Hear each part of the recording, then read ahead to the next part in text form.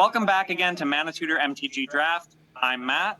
And I'm Jeremy. And we are here back for our second, more podcast-oriented episode where we're talking through drafting the Lord of the Rings set on Arena. This time, on this episode, we're going to be focusing a lot on the draft mechanic.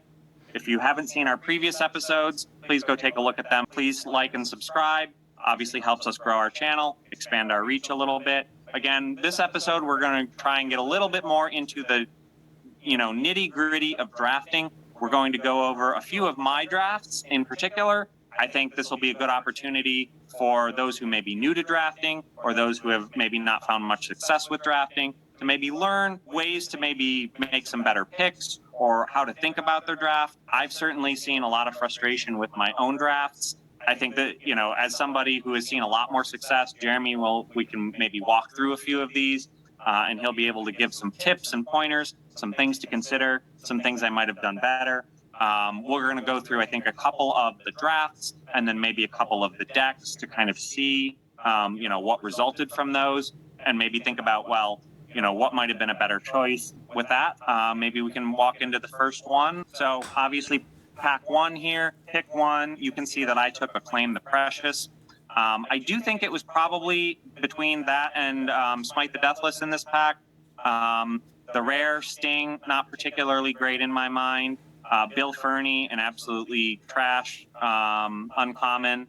Samwise, decent uncommon, and Bath Song, pretty decent uncommon. But I, using the idea of bread, I thought, Claim the Precious was like the best possible pick in this situation. I like it a little bit more than Smite the Deathless, just because it removes versus just dealing 3 damage. I think you narrowed it down pretty close to the right picks. I do include Samwise the Stout-Hearted in that group between Samwise, Claim the Precious, and Smite the Deathless.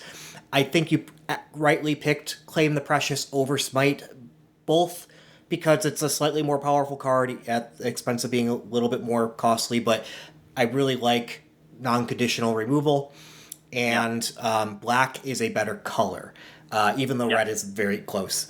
But I probably would have actually picked Samwise, but I don't know that I'm right between the, you're not wrong. I would go Samwise, Claim, Smite. And I did think about Samwise, but at the same time I was like, I'm not sure he'll find usefulness, and I know Claim the Precious will. Yeah, exactly. Right? You're probably actually right, because black is just so much better right now in the metagame. So the right pick now is probably Claim the Precious, and I think as black gets more spread out and taken in the metagame, I think it'll eventually switch to Samwise. Yeah, or even Bath Song. Bath Song I thought about for a minute there, and it's a good card, and we talked about it in our previous episode, why. But I think it can certainly get up there. For me, that's the 4th pick. Yep. So the next pack, you'll see I took Smite the Deathless, right? Because I'm looking at this now. You can make a play, I think, for Shadowfax. Shadowfax is good, but it was not in black, right? So I didn't want to, maybe immediately take myself to 3 colors. There's an Errand Rider of Gondor, right? Also pretty good. But, I don't necessarily see Shadowfax is kind of borderline bomb for me. I don't know that I consider it. And it's not necessarily a splashable bomb if I'm have Claim the Precious already, because it would need to splash 2 colors. Yep. I'm not committed to red, but I do like Smite the Deathless here as a good second pick. What do you think? Yeah, you analyzed it right. It is a tough call, in my mind, between Smite and Shadowfax. I think Smite is probably right because of your Claim the Precious pick previously, where you could potentially take black-red, the best deck, and go with that. But if I had a white card or an irrelevant card, first pick, I might have actually chosen Shadowfax. Sure, yeah. If Samwise had been that first pick, right, then Shadowfax I think would be or Errand Rider, right, but probably Shadowfax would have been the right call in this one, right, and then I might have been in a totally different deck, right. So that just shows you, right, how that can influence the deck going forward. Third pack, right. I look at this. I don't see a lot. I mean, there's certainly the Oliphant, but I take Uglook of the White Hand. I take it because I know it's first of all, it's the two colors I picked previously. I don't really like Fiery Inscription. I've seen it used. I've seen it played against me. Occasionally it's done well, but I think Uglook here, pretty good. That said, you could make a case for a Mortar Muster. Mortar Muster is a good card. But I looked at this and I saw this as, pretty good. Anytime another creature you control dies, right? Like, that's going to happen occasionally. If it's your army, he gets 2 counters, right? So I saw this as a pretty good pick. But what do you think? So you pick the 3 cards that are in contention, I think. Oliphant, Mortar Muster, and Uglook. I have them in that order. I would have taken Oliphant with the whole land cycler, bread order thing. Yeah. But second, I would take Mortar Muster just because I do think Uglook is just a big dumb creature. His win rate is pretty low. I mean, it's something like in the C range or whatever. And you are locking yourself even more to red-black. You stay a little more open picking one of the other ones is the point. So that's fair. Yep. And a good point. Yeah. Next, I think there's not much of a contest in this pack.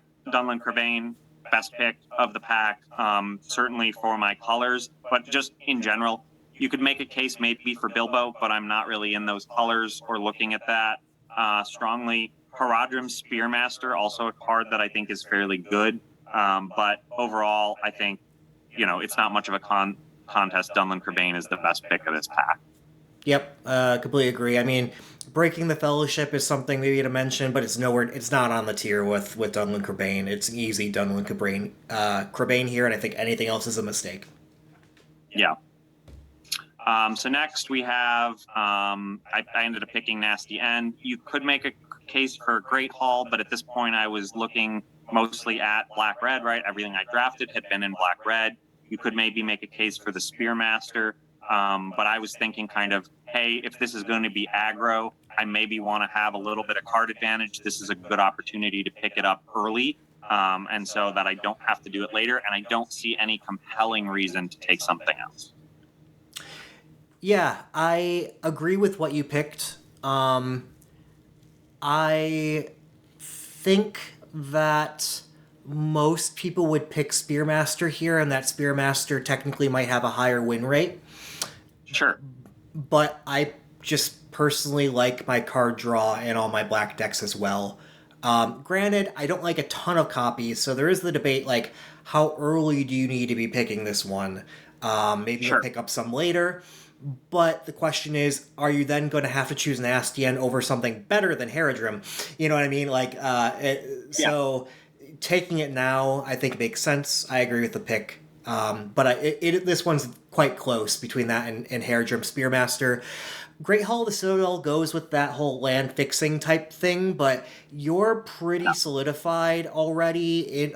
I shouldn't say that. You could definitely come off of black. Yeah. I'm 4 picks in. It's not. Yeah. But you are seeing solidified. A good amount of black where I don't think you're going to want to go off of it, and you're seeing good enough cards where you are splashing. You don't need to right now with the way this draft has gone. So Nasty End, I think, makes the most sense. Yeah, definitely. Okay. Next up, I think you may like this one. I mean, clearly, just given the colors I'm looking at here, Lost to Legend is very good, right? But taking a double white card when I have not picked any white cards to date. I debated this one, because I do think you're right that we've said this in a previous episode, that you really like Lost to Legend. But Glorious Gale, also very good, right? But, I looked at this and I said, this is a good opportunity to potentially get some decent card advantage by, taking out someone else's good draw. I looked at it similar to Glorious Gale, but in my colors. Certainly it costs more than Glorious Gale, but I think it serves a similar purpose in a lot of ways. So I looked at it as similar to Lost to Legend, but again, in my colors. So what do you think?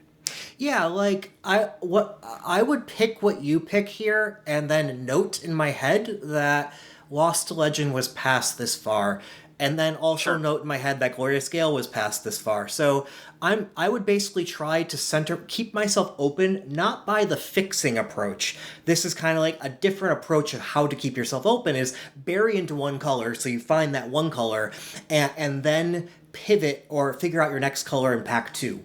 Right. Yeah. So Because you could yeah. certainly make the case, right? Like I've only picked 2 red cards technically, and I picked 3 black. This is my 4th black. So yeah, that second color could be white. That second color could be blue, given what came in here. And I do think I thought about that, right?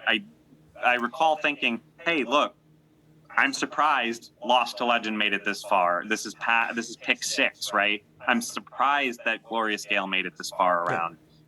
And Birthday Escape, right? Yep. Good, decent cards in both colors. So But in your previous picks, you didn't see like a whole lot of like. no, I mean, there's a Soothing a Smeagol. yeah, which is not There's a Kingfisher, but Yeah. it was only pick 3, so I wouldn't necessarily expect right. that to go. So yeah, I hadn't seen a lot to this point, but this was the first pack that made me think about it. You're absolutely right. Yeah, so I would be thinking in my head like, okay, I might be fairly like black red or black white, might be where I'm heading, and go Yeah. into good black cards, knowing that I'm gonna pick one of those two colors in black in pack two.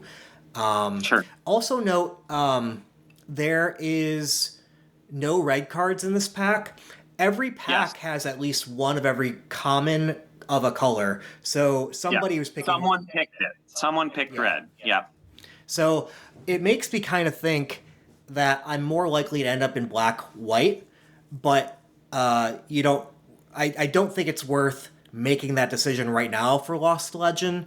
I would go for especially as a double white, right? A double white makes it. You're gonna have to basically make that your second color, right? So. Because you might. So next, blue can still even kind of be open. Like we didn't see a ton of it, but like that is a possibility too. So, yeah. Next pack. This one I think is a mispick on my part. I should have picked Haradrim Spearmaster instead of Erebor Flamesmith. So I'm not even going to argue with that one. I do think this was like looking back at this in hindsight, this was just a mispick on my part. I agree it's a mispick. I don't agree with why. I would have gone Aaron Ryder. Okay. Yeah, that's fair too. Yeah. Because what we saw last turn. This is where seeing the white being open. Also, the slip on the ring is also still here. Yeah. Also, a Birthday Escape and a Knights in blue, and Knights of Dol Amroth in blue. So yeah, it does look like those are fairly open, right? Especially in pick 7. So yeah, you're right. Maybe Aaron Ryder was probably the right pick there. Yes, I would go Aaron Ryder, Haradrim, Erebor. Yep. Yeah. So next, I think this was the right pick here. Kirthungel Patrol. Not a card we've talked a lot about, but it seems like it does pretty well. 4/5 for 5, being able to sacrifice a creature to draw a card. I've got things like Dunlin Crebain already that produce a small cheap creature that I can potentially sacrifice. So. Plus, I just didn't see much else in there. Slip on the ring, you could maybe make a case for, but I don't think there's much else that I would really care too much here. I mean, Isolation at Orthanc is not a bad form of removal, but I'm not really near blue at the moment. So yeah, what do you think? I mean, there's not a whole lot here. I mean, we are already pick 8 into it.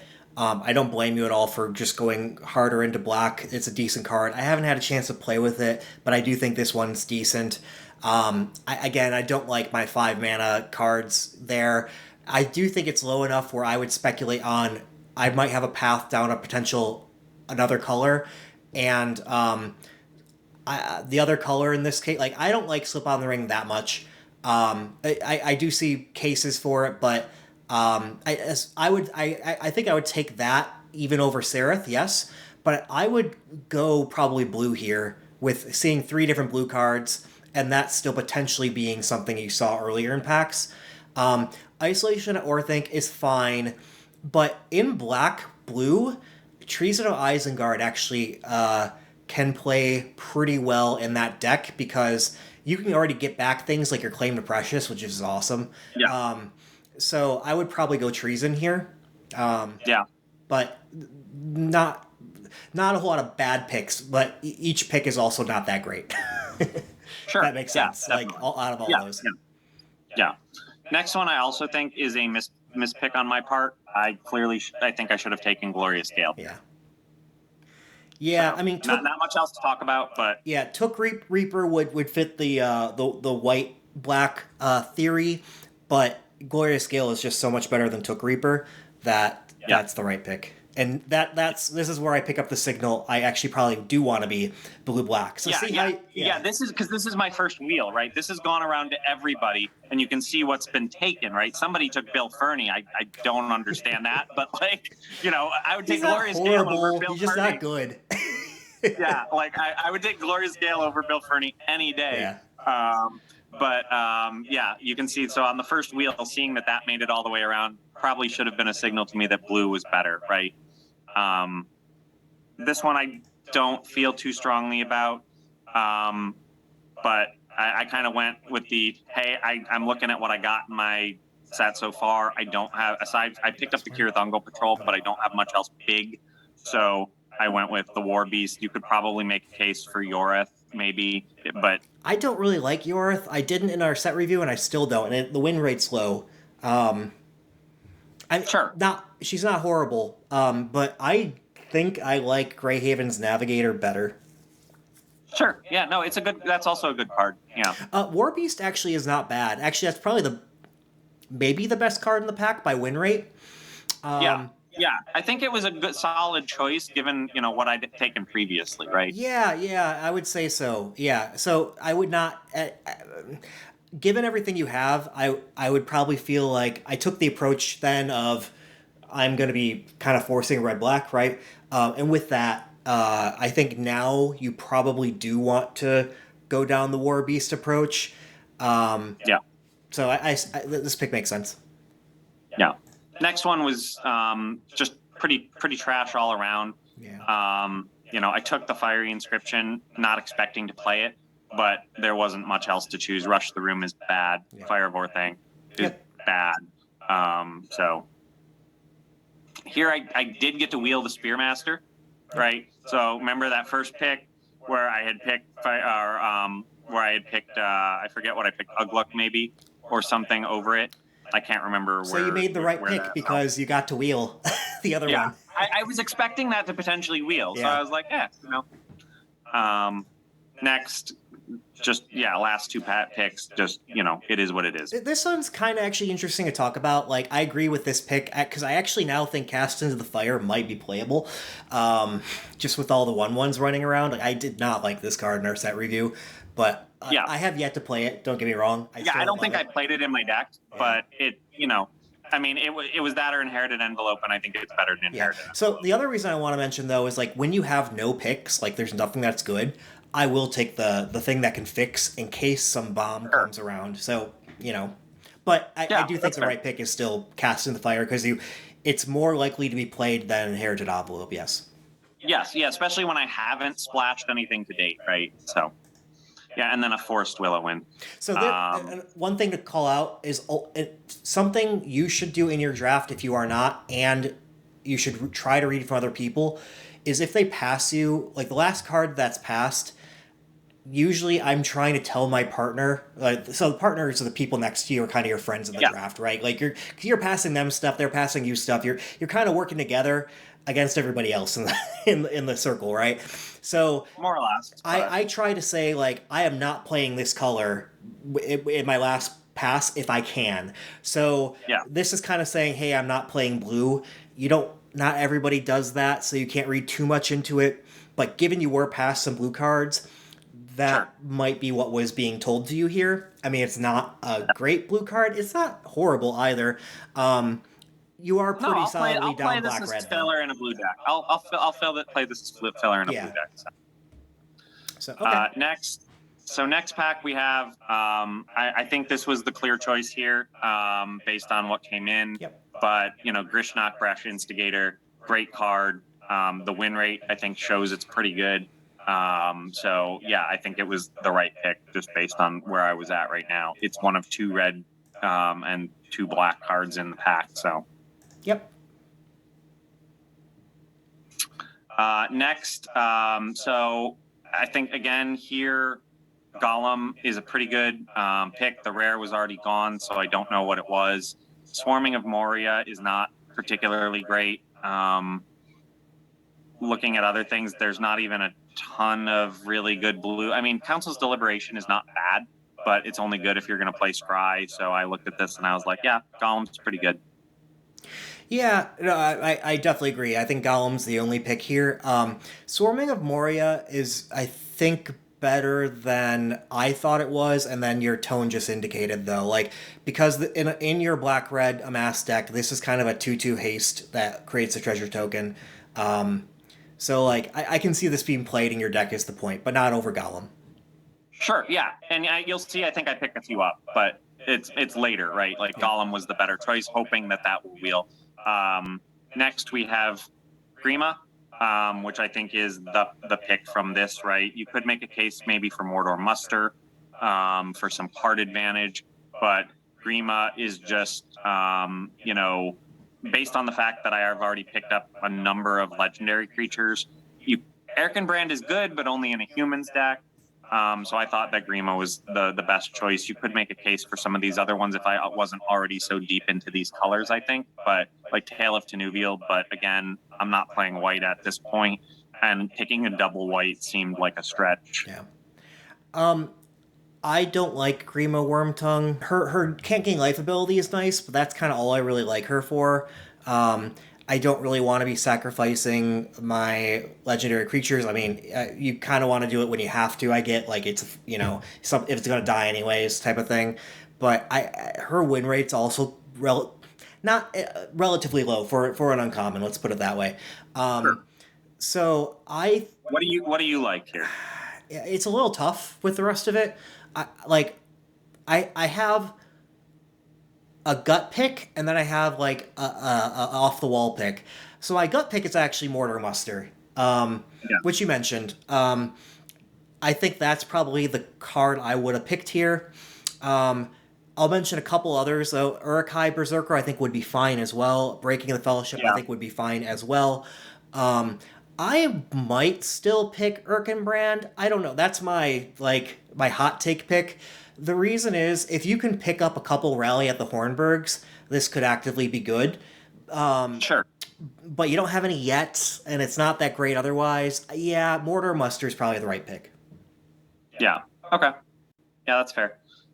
So next pack, I think this is a pretty easy pick overall based on, where I'm at. Like, Mauher is great, right? Like, he combos with any amass. He combos actually fairly well with Ugluk, right? And in my games, I actually did pull this off a few times where I get Mauher out and then Ugluk's getting 3 counters in one turn. So, he's also just a 2/2 for 2 menace. Pretty good creature overall, even without his extra ability. But what do you think? Yep. There's no other option. Yeah, this is the right pick. Yeah, I mean, Gorbag is just trash, but... Yep. Next, I actually pick up a second Ugluk. Oliphant was probably the right choice here, though. Yeah, I would have picked Oliphant. Next, I go with... You're going to love this because I know you talked about potentially one day trying to play Aragorn the Uniter. And if I was playing and I wasn't playing black, I might have been tempted by it, right? Yeah. But it's I'm literally playing heavily the one color that he is not. So I did not go for him, obviously. And in that case, I think, I was just picking the red spell in the deck because there's no black. So. Right. Yeah, it's interesting how you're getting a lot of good white cards now. Like I like Reprieve a lot. Yeah, there's another Lost to Legend there. There's a Reprieve. There's Banish from Edoras, which is not terrible removal. So yeah, I should have probably gone with white in this instead of maybe black white instead of black red. But based on where I was at, right? I think that was the best. And then you've got Snarling Warg, which I think was, probably the best here. But again, another loss to Legend, right? Yeah. There were possibilities I could have had 3 loss to Legend. Yeah.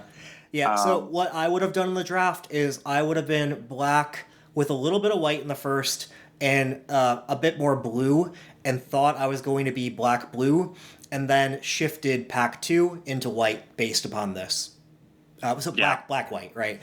Yeah, black-white. But, I mean, you probably, like, your deck's not looking horrible or anything like that. Like, Sure.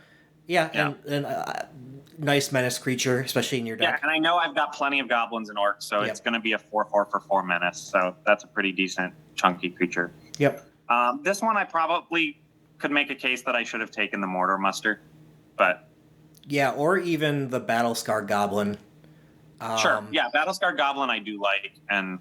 Yeah. I don't know between those two which one I like more. I probably would do the Mordor Muster because I would want my mana to try to play more swamps than mountains, to try to play Claim the Precious sooner type of thing. So my low drops I want to be shifted towards black, but that's the type of decision I'm making between Battlescar Goblin and Mortar Muster for me.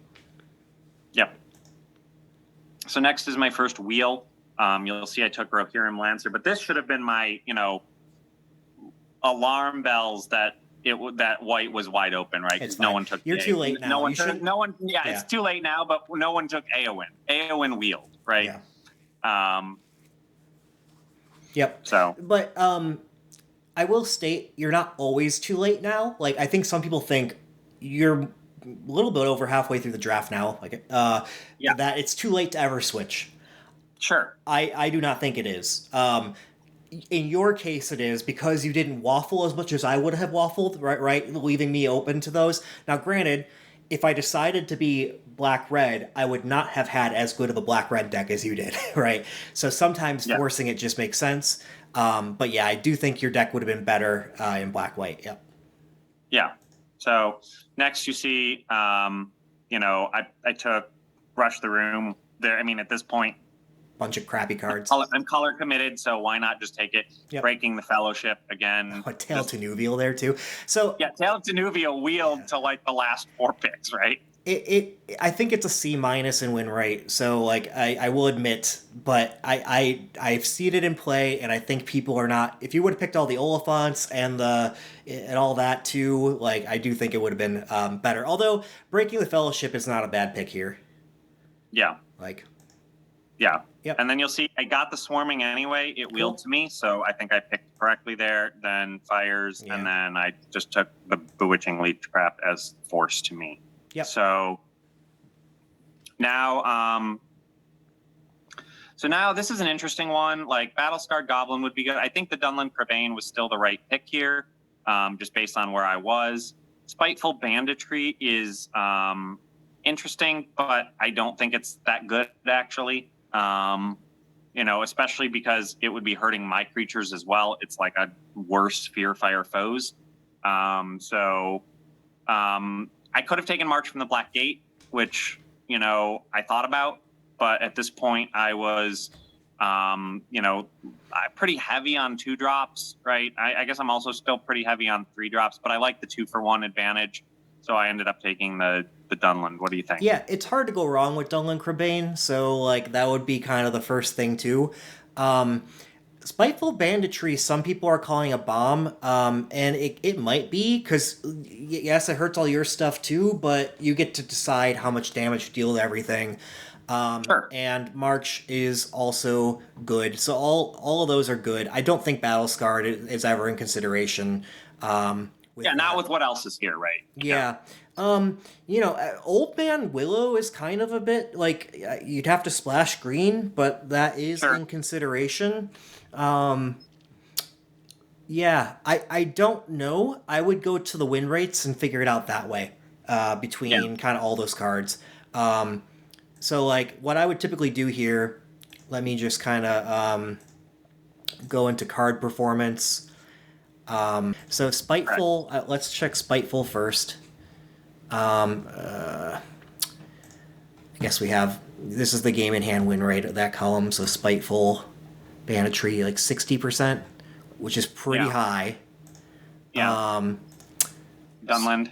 Dunland's probably higher than that, though. Sorry, I'm looking at so much stuff. Dunland is 63-ish. Yeah. So that's better. That's going to be hard to beat. I actually think March from the Black Gate is higher. But I would bet not, but I'm not confident. It would be very close, I think. It's actually very high. I think it's like 66. It's 60. Oh, so is it? Okay. Yeah. That stats might have changed too because I haven't looked at them in a few days. But yeah, so I think based on win rate, Dunland was the right pick. Yep, I think so too. I mean, you do have to consider, like, in your deck, what's the win rate? And does anything really help you better here? And I don't think it does. I think Dunland is the right pick. Yeah. So next up, I think this was a mispick for me. I think I should have taken the Troll of Khazad-dûm because I don't have a huge amount of top end, and I don't have any cyclers at this point. So I think Troll of Khazad-dûm, this was a mispick to take Nasty End. I agree. Next, I pick up another Smite the Deathless, which is great because I don't have a lot of removal at this stage. So, you can see the rares still here, Gimli more, but that's not my colors. No. So, the only other real competition in here was a Mirkwood Bats, but, Smite the Deathless, I think, is an obvious pick. Agree. Next, I pick up another Spearmaster. Again, I don't think there's a real competition here. So it was a good 3-drop creature, even though I'm pretty well loaded on 3-drops. I will mention, I like Morgul Knife Wound too as a way to expand into some 2-drops, kind of. Like, if they play a 2-drop, this will give you a 2-drop to cancel that out type of thing, and then you can continue into your 3-drops. Like, I do like Haradrim Spearmaster better as a card, but exactly what you just mentioned on curve, I actually would have probably picked the Knife Wound here. Sure. Yeah, that's fair. And then next, I take Lash the Balrog. I take that over Improvised Club. You could make a case for Club because it can attack someone's head, right? But I liked the idea of guaranteed removal of maybe something a little bit bigger. So yeah, I don't disagree with that. They're relatively interchangeable in my mind. One has it. Yeah, they both have different advantages, but they roughly do what you want, the same thing. Yeah. Here I take the Battle-Scarred Goblin. I think it's the best choice. I mean, there's not really much else. So, and then Quarrel's End. Again, there's nothing else in my colors, so that just makes sense. Right. Here I get a Rally at the Hornburg, which I think is an interesting late pick. I don't know how that makes it to pick 8. Yeah. But, red would just seem to be pretty wide open at this point. Yeah, you could be one of like 2 maybe red drafters or something at the table, yeah. Yeah, and then I've got to Cast Into the Fire, just because, again, only red color. Here I pick up a late Sam's Desperate Rescue. After that, I think it's a decent pick because it'll allow me to recur something. Yeah, actually, I'm sorry, I want to go back. A lot of your... I take back what I said about you being one of 2 red drafters, because they're... a lot of your red, though... You have a lot of Smite the Deathless, yeah. There's probably more than that. It just people found other good cards. And Rally, we did see, like, people underrate it. So it might just be that you're at a table where people don't realize the power of this card. That's fair, yeah. Anyway. Yeah, and then so Sam's Desperate Rescue, pretty easy pick there. Yep. Rohirrim Lancer, only thing in the colors. Here at this point, I'm just picking whatever. I get a late Ologhai Crusher. Which I think is, not bad. I'm going to have goblins and orcs. I know I'm going to have goblins and orcs. So, and then my force is an East Farthing farmer. But yeah, I think both of these are relatively interchangeable. Actually, Ologhai Crusher might be the best with the trample. So yeah, that was my thought as well. Yeah, it depends on how many ring temps you have within here, and I don't think you have a ton besides your. Claim the Precious. Yeah. No, there's not a lot. But I also don't think I need a lot because I'm not building a deck focused around it. Exactly. That's what the comparison is here. Like, you just want to kill them versus if you care about the ring tempt, then you want this card over it, but you don't. You Olokai Crusher is the right pick. Yeah. And then, so we can take a look at the deck quick. So this is what I ended up with for my deck. You can see I ran 16 lands because my curve was very low here. I felt like, and I never actually did run into a problem with it.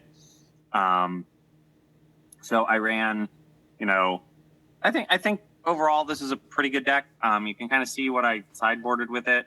But yeah, I'm interested to hear your thoughts. It looks, I mostly agree with it all. I don't really love Green and Werntongue like I mentioned before, so I would have probably played the Herodrum Spearmaster, maybe the Breaking of the Fellowship over that. But you already have one of those. I wouldn't really want two anyway.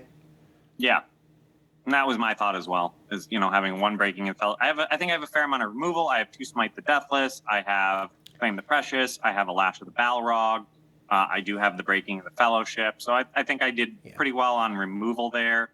I put in both the Nasty Ends just as an option for card draw, should the game go a little longer.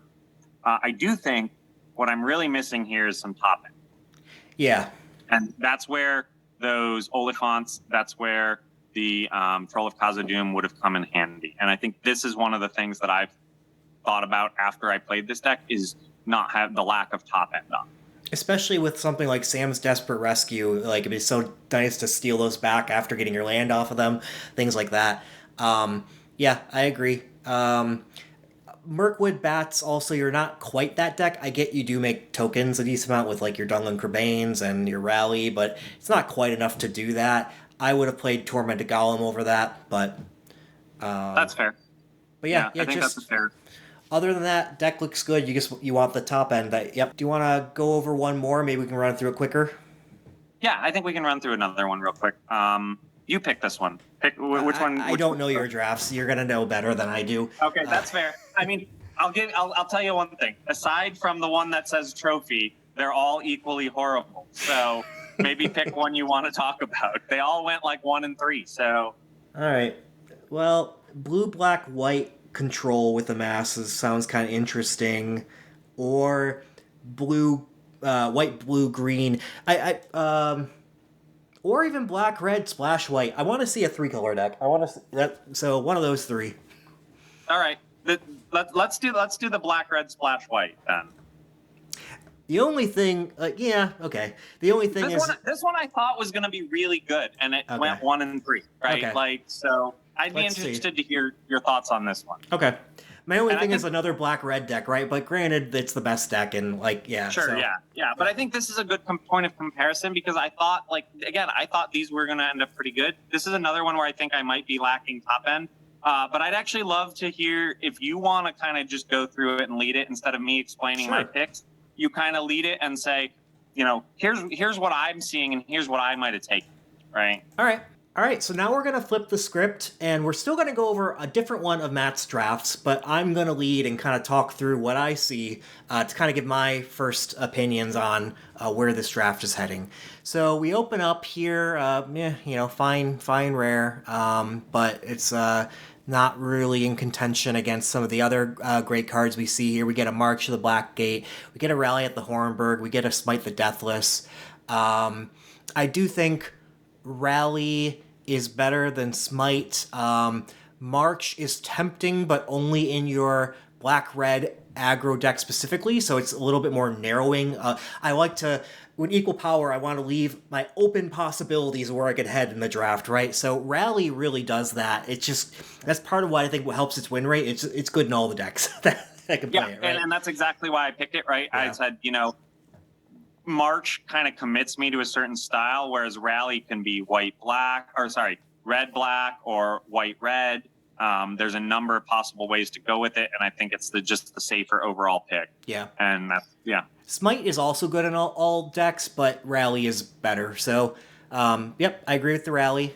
Then looking here, we got, Legolas is actually, I think, decent, but it's in the one of the worst decks, I think. I do not like the Sky Right? deck. Yeah. So it's not really in contention right now. So I've played all the archetypes except for blue green scry and green white food. Those are the only two I haven't played, and it's because I haven't had to, and they're bad right now. I'm looking forward to the metagame changing so that I can, and then I would maybe say, all right, forget your first pick Legolas, but I can't Yeah. with a straight face say that right now. So at least for your win rate. I love Easterling Vanguard, so that is definitely up there. I also love Aaron Rider of Gondor, so that's decently up there as well. And that's really all that's in contention here. But I agree with the Easterling Vanguard, as Black-Red is the better deck than Red-White. Yeah, and it's a 2-drop, which I'll take over a 3-drop. In terms of the power between them, Aaron Rider is probably slightly more powerful than Easterling, but I don't care about that if it's going to lead me into a worse deck, right? Yeah, so all good with the Easterling.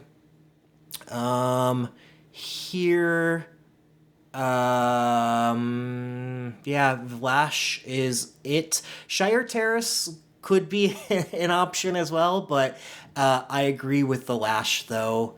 And that's really it. I mean, Hobbit Sting is fine. Took Reaper's fine.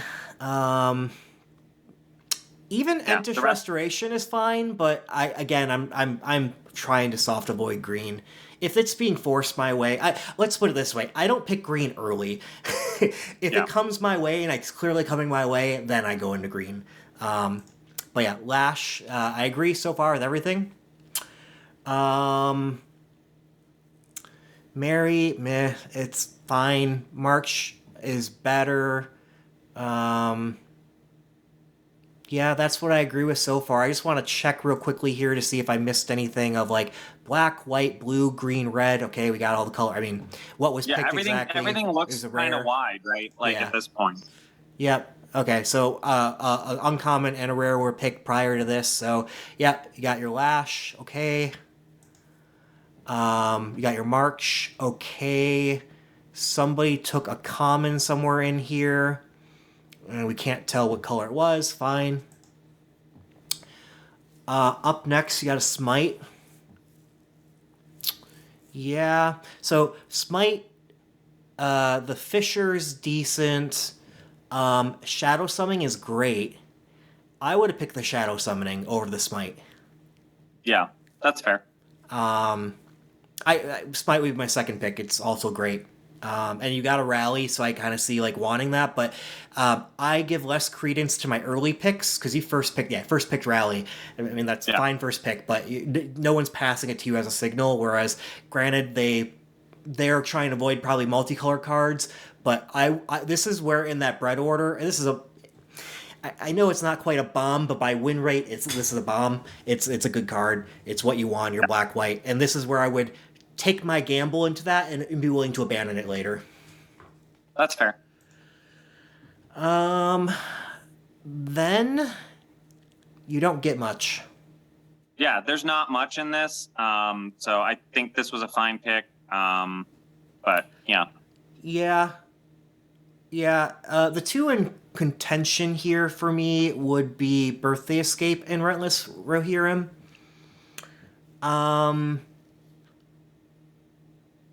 I probably do the Relentless Rohirrim just because of how far you are into red at this point. But Birthday Escape is tempting, but I agree with your pick. Theoden, okay. That's also a signal. So white, so it kind of feels actually more like you're not going to be black-red. You're more going to be either red-white or black-white. Yeah. In my mind, that's kind of what I see off of that. Could be, yeah. And that's why I took it, right? That's exactly why I took it. I was like, I'm going to leave myself open. There wasn't much else to pick here, right? You know, Fires of Orthanc, and the Black Breath are not great, so... Yeah, the next best card would be the Eastmark Cavalier, but Theoden is better. It's a clear pick here. There are no blue cards in the pack, so blue might be kind of out from the Birthday Escape that we saw earlier. That's what I'm thinking as I'm going through. Yeah. I like Nasty End, but here in our bread order, I go with Eagles of the North. I know you don't like that one as much, but I would still do that here. Nasty End would be my second pick. Yeah. And I should have, because you'll see on the next one, I could have picked up a Nasty End on this one, Yeah. right? Yeah. Instead, I take a Relentless Rohirrim, which, again, not bad for a ring temp for a 4-3. Keeping myself open to potentially go humans, right? With, Theoden, right? When Theoden or another human enters, right? Like, so I think that was a decent pick here. Yeah, I still would have picked Nasty End over the Relentless Rohirrim. Because I'm now thinking it's still black, white, or red, white, but I don't want to fill up on the 4 mana slot too much. Rohirrim's a close second. Neither's wrong. You get your Battlescar Goblin, all right? That's favoring you towards the red. Took Reaper, sure. Don't matter. Don't matter. Don't matter. Yep. All right. Breaking is the first thing I see. Hobbit Sting is fine. The Warg, not over those. Great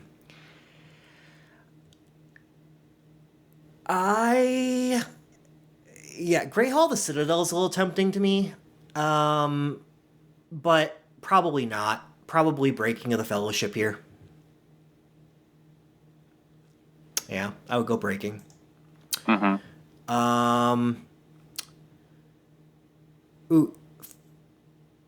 Sorry. I keep on thinking Fiery Inscription is the other fiery card, the 1 mana deal 2. It's not. Yeah, no, it's not. It's not good. Dunlook Rebane is great. So that makes sense out of all this. Old Man Willow, I could have seen as well, right? Potentially.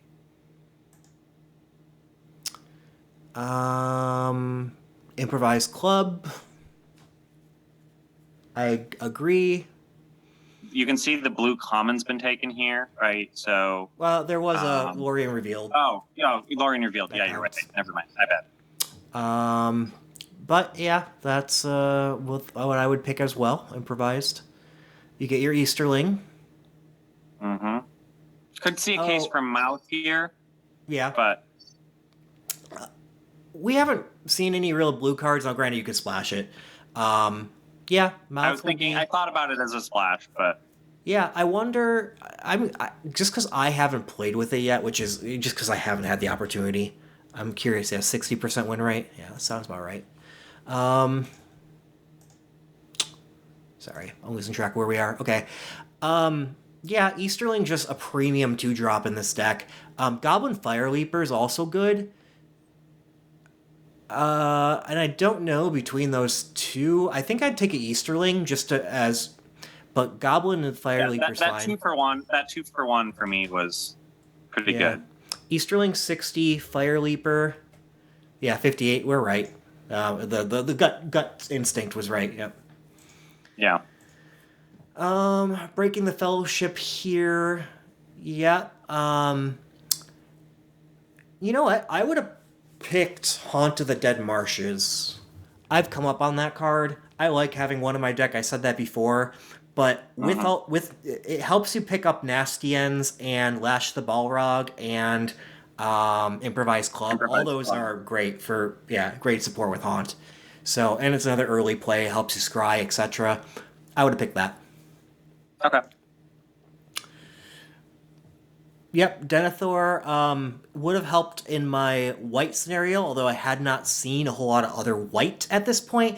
One thing I mentioned is Pack 2, you don't expect to be hooked up the way you were hooked up in Pack 1, right? So Pack 1, you're passing one way, and so Pack 3, you can expect similar type of cards to come up. So you should feel in Pack 2 to be decently set up, even if you're not seeing a particular color come your way, so it'll be a hard pack for you, and that's fine. You get double the packs coming the other way. Yeah. So, like, in my case of being red-white, I still might have been open here and saw that as nobody picked Denethor, so nobody's playing... Well, I guess there could be a couple people... we haven't wheeled yet, but Denethor is a premium card in black-white, and I would pick that. And you did pick that.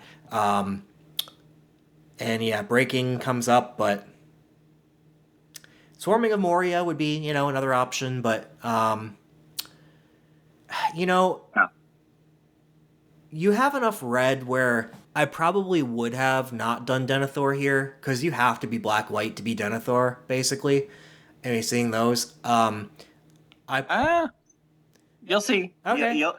I think this actually turned out pretty well, but I get what you're saying, right? Like, it's the most powerful card by far. I do just wonder if it's a little too late now, but yeah. But I do have the Theoden, right? I already had the Theoden, so I have a little bit for that. And you'll see my next pick. Okay. Eagles. I like that. Will help with the mana fixing. I'm beginning now to you're think seeing the cards that black-white needs with Mirkwood Bats. Okay. Yeah. Like. Then I get my Great Hall after that. Yeah. Because you picked Denethor and Mirkwood Bats probably makes sense, but Nasty End would be like, again, I at this point I'm deciding, like, am I sticking to red-black? And I probably would have stuck to red-black in your case here. It sounds like it turned out to work for you to go into white a little more, but I probably would have picked the I went 1 and 3 with this, right? So, like, it did not end up working, but I think, the deck turned out okay, right? Like, now the play, again, it turned, like, I was on the draw in 2 of those, or I think in all 3 of those games that I lost, and this turned out to be a really aggressive deck that did not end up playing as well as I thought it would. But gotcha. Yeah, Great Hall sounds good. Breaking the Fellowship sounds good. Snarling Warg sounds good. I kind of like this pick. I probably would have picked up another Snarling Warg, to be honest, but I like what you're thinking of. Like, I don't want to... Look how many 4-drops you got. Yeah, it's probably best to just do the Inherited in case you need to splash something. And you did pick up the white to splash. Hobbit Sting, all right, that's pretty late for that. Deceive the Messenger I kind of like too, but yeah. All right, you got the March from the Black Gate. I would have the Fell Beast. Yeah. And looking back at it, I should have taken the Fell Beast. Yep. But only because you'll find out that I already had a March from the Black Gate, and I pick up this one and an additional one. Yeah. You'll see my next pick. Yeah, hold on. I was wondering what this one is. Oh, yeah, okay. All right, yeah. Yeah, that makes sense. Oliphant probably would have been a better choice here, or Troll of Khazad-dûm. Yeah, I was looking at Troll and thinking that. That said, I haven't played with March of the Black Gate a lot, and you do have a lot of... Well... Yeah, you got a couple of amass. I probably would have done Troll here over the March. But yeah, that's fair. Foray at Orcs I like a lot. It's a bomb. Yeah, and thinking, hey, I've got three March from the Black Gates, yep. Foray of Orcs. I could be hitting somebody's creature for a lot, right? Yep. I would have went with the Improvised Club here, but Mortar Trebuchet, I get it. And that's interesting with your Mirkwood Bats. Yeah. Yeah. That's kind of why I went for it. And I don't have a lot of 3-drops, right? And I have a crap load of 2s, so that's why I didn't end up going. And I have all those Breaking the Fellowships, so I was like, I'll go with the Trebuchet here. Yeah. I'm short on 3-drops, so. Yeah, I think it's close. I probably still would have picked Improvised Club just because... I don't know. That one's close. I'd be interested kind of seeing the incremental win rate between the two. Yeah. Yep. All right. I would have probably... Ooh... I guess you have enough 2-drops. So the Morgul Knife Room stood out to me as a lower drop to get in. War Beast will give you a little more top end, which, you have some in the 4s, though. Grand also is acceptable in that. And I'm going to control an army with this set or this deck, right? Yeah. Like I do think Grand is the one I wish I would have picked. Yeah.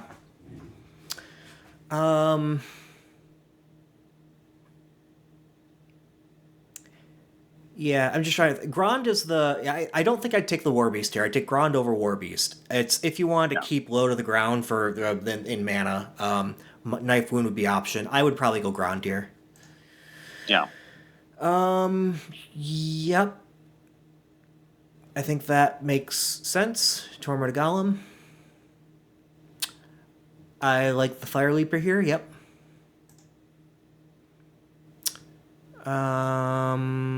Yeah, I like the Shire Terrace too. You don't want to load up on a billion Torment of Golem. I guess we're getting kind of late in the pack where like I would make my decision like, do I want to be playing another color? And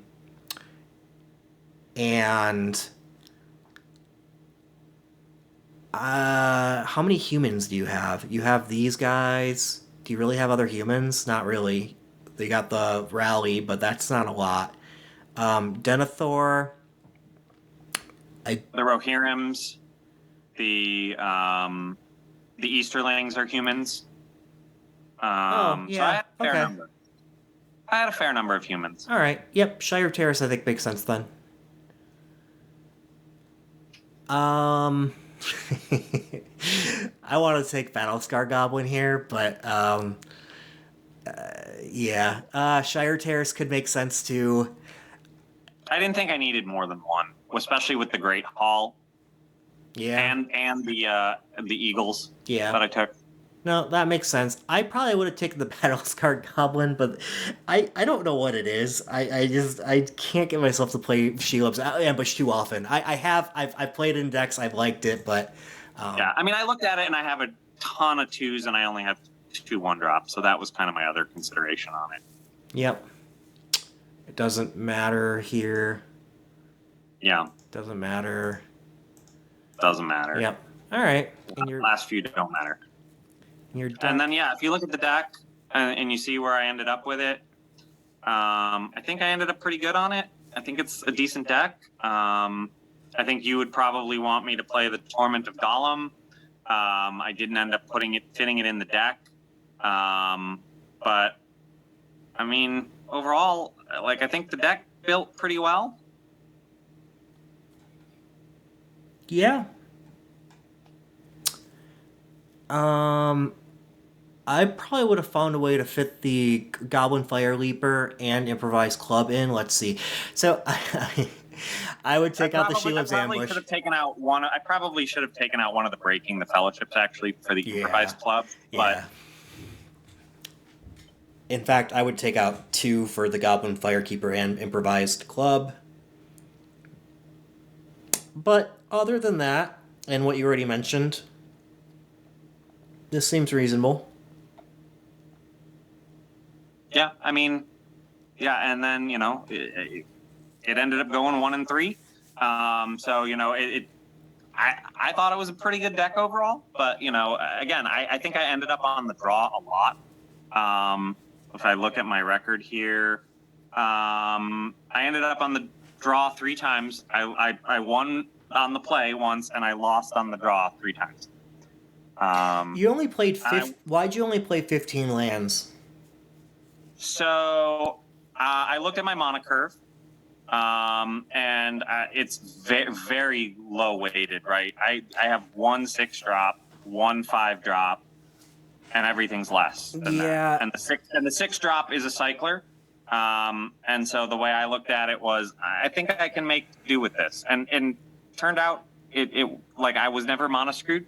I may have been risking that, but I looked at it and I'm like, this is so. I think the average CMC was like 2.7, 2.8 range. So that's where I ended up on it. But yeah, I would have played 16 lands here.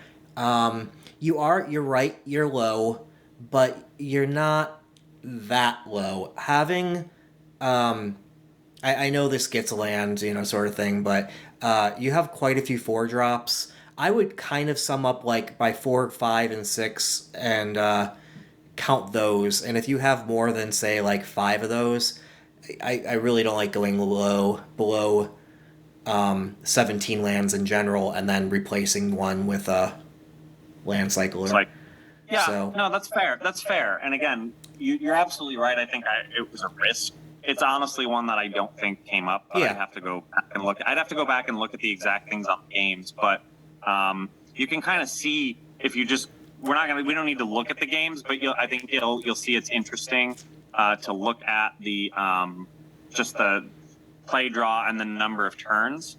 If you click on the details tab, if it loads, there you go. So you'll see the one win was when I played and I won in 6 turns. Yeah. All the losses are where I drew and I lost in 8, 9, or 10 because I ran out of steam. Yep. And that sums it up. You can see I lost on the draw against a mirror match, and I lost against a couple of others. Both of those, the blue red and the blue green, it was because they outdrew me and I just ran out of steam and couldn't keep going.